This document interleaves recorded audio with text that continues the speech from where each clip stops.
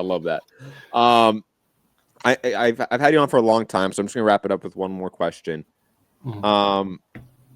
Why should Marxists today read Hegel? And is there an importance to read Hegel? Because I often will tell people, don't read Hegel. Like it's okay. Like read like new Marxists, like new organizers, new activists, and they're gung ho about like reading all of the original theory. I usually tell them to skip Hegel. Like it's even skip Capital sometimes. I'm like, that's those really dense material. Go to lighter projects, lighter works. But it's clear that Hegel is this foundational element within Marxism. So clearly there is some level of importance to read him even today. But why should Marxists read him today?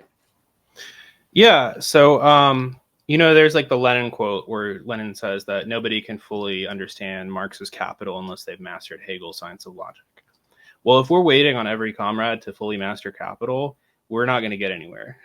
So, right? Not everybody has to read Hegel. That's what I always say, right? And I actually think like, you can skip Hegel and go to Capital. I actually found that, I had studied Hegel in undergrad, but then I did an intense study of Capital and then went back to Hegel. Hegel made more sense to me after that because Marx teaches you dialectics with something that's easier to like grab onto.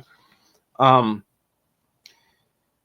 don't think every Marxist needs to understand Hegel, especially Hegel's Science of Logic.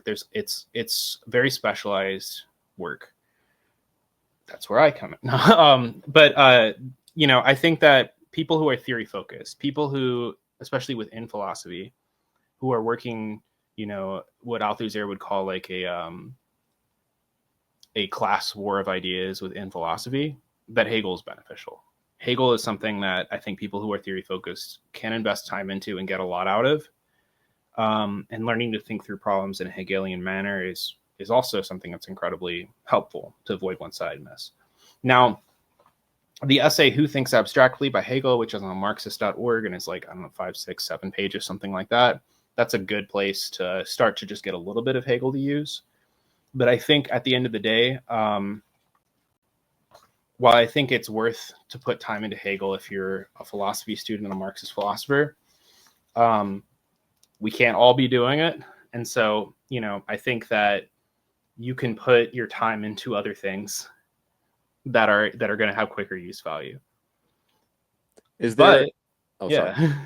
No, yeah, you also have to work through a lot of philosophy to get up to Hegel. But if you want to do that, a philosophy education is something wonderful. And I think everybody would benefit from having an education in philosophy, going through, all the great classic texts and not depriving oneself of that. But, spending the 2-3 years, whatever it takes to master the Science of Logic, which 2 or 3 years after you already have a decent education in philosophy, is not something that we can all afford to do right now. So, yeah.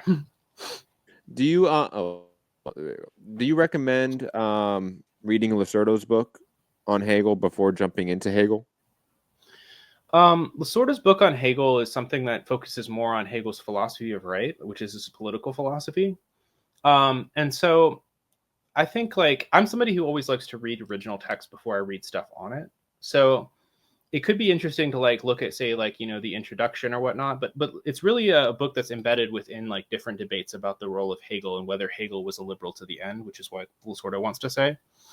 But a book that's actually quite good for an overview of Hegel is, surprisingly, from somebody that Lasorda is quite critical of, Herbert Marcuse has a book called Reason and Revolution, and it's like I was amazed. Like there's so many commentaries on Hegel out there, but this one is just so clear and accessible, and it's written in like the 1950s.